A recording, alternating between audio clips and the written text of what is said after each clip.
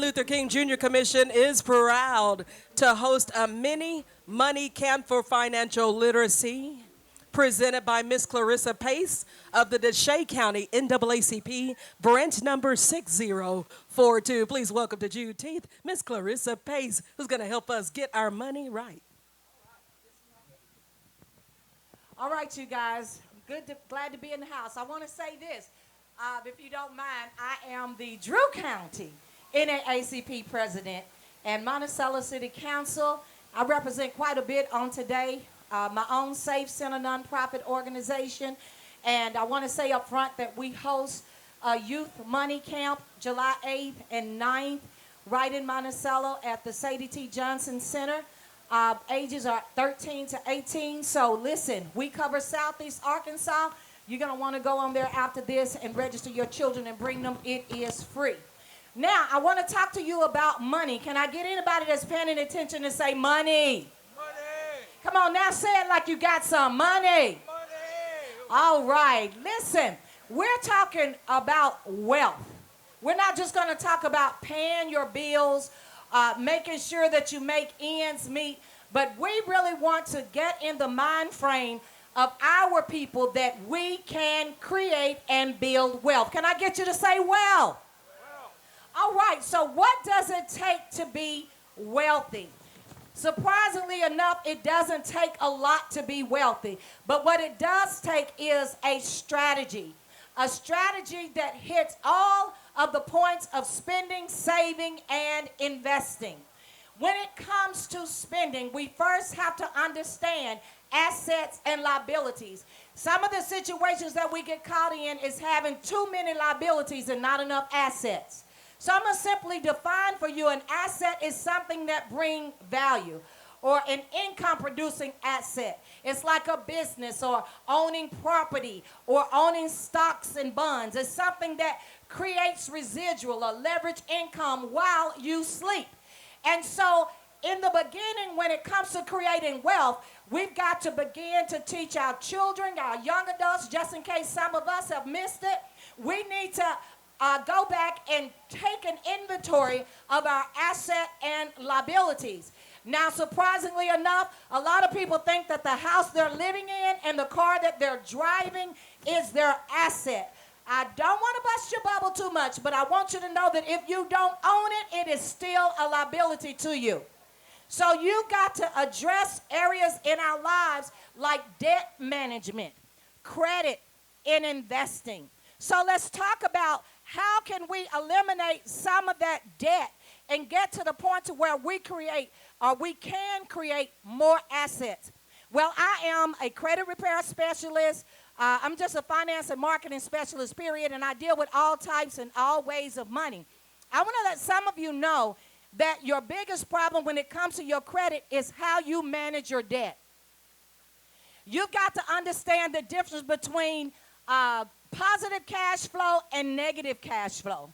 Some people think that because they make $100,000 a year, $200,000 a year, or $300,000 a year, they have positive cash flow.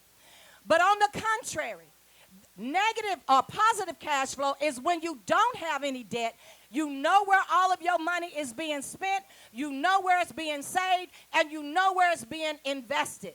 And so it doesn't matter your economic status. You can create wealth from wherever you are, from $5,000, $4,000 up, all the way up to $300,000 or more, if you understand how to create a positive cash flow. So when we're talking about creating positive cash flow, we've got to address things like our greatest expense in this world happens to be taxes. Can I get a witness?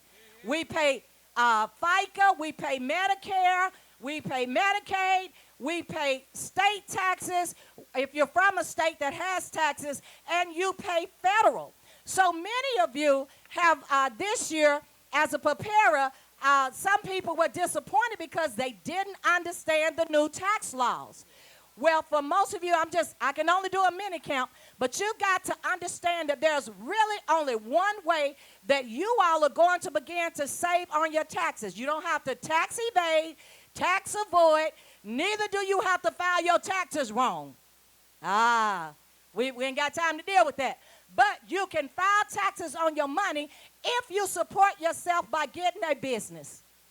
It's the only thing. Everything above the line was readjusted for you, and you got to work on what's below that line so that your adjusted gross income can get better. Because what happens is that increases your credits. Your credits, when it comes to taxes, is based on your adjusted gross income. So when everybody was excited about the changes that were going on, they didn't understand what the future was going to hold. But you got to understand that most of your money, especially if you're in a high income bracket, is going to be reduced almost up to 38%, which means that if your pay or your salary is $100,000, you're basically bringing home $60,000. And then what you're doing is everything you purchase, you're purchasing on your gross, but it never comes home. So now we got to deal with, I thought I could buy the house. I thought I could buy the car. But wait a minute, I can't pay the insurance for it. I can't pay health insurance. I can't pay any insurance that's required because I don't have that money. That's because you have set up a negative cash flow because you don't understand how to save on your taxes. Okay, the next problem with our negative cash flow is when our credit is bad. Okay, or I would say credit is poor, fair, and it's not excellent.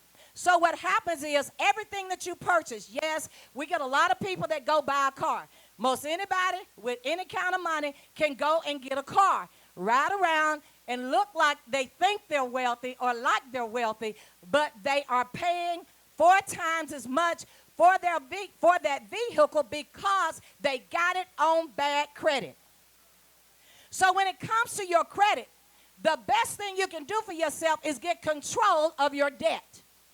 The next thing you can do is change your philosophy about money, which means there are some people who believe that it's my money, I make it, I can spend it. But honey, if you make a bill or sign a promissory note, you need to pay it. So do not go and purchase liabilities that you cannot pay for. That's the biggest problem. Having the wrong type of faith. I forgot to tell y'all I'm a pastor too. So that's a little fool's faith. I believe I can go out and get a Rolls Royce, but I don't make but $1,000 a month. You need to restructure something. So that would mean you need to consider another means of creating income, which many of us have gifts and talent. I think the scripture says that the Lord will make room for you. Your gifts and talents will make room for you. So you need to learn some type of entrepreneurship. So after you have recovered your finances back from your W-2 job, you have recovered your taxes and you're getting where you're saving $6,000 to $10,000 on your taxes. You've gone in and you have recovered your credit and you've restored it. I ain't talking about where you go to somebody, which I am one of those persons, but I have a different type of process. That's why a lot of y'all don't come. But listen, I'm not talking about those who just want to get bad items deleted, but then you don't get your philosophy changed about money.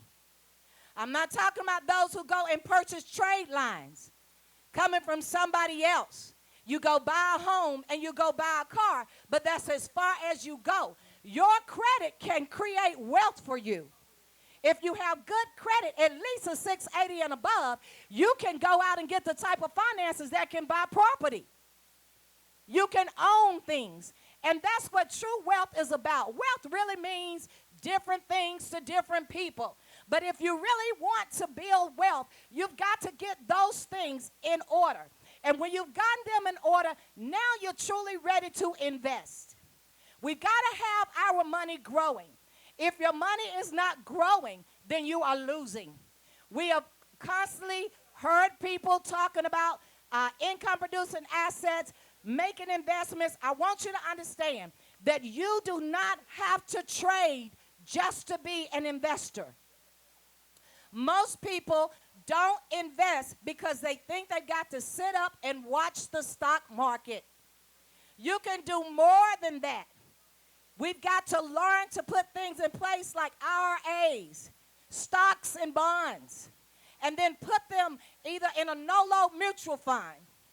Things of this nature will help us. It will help increase while we go about our other businesses that we have to take care of.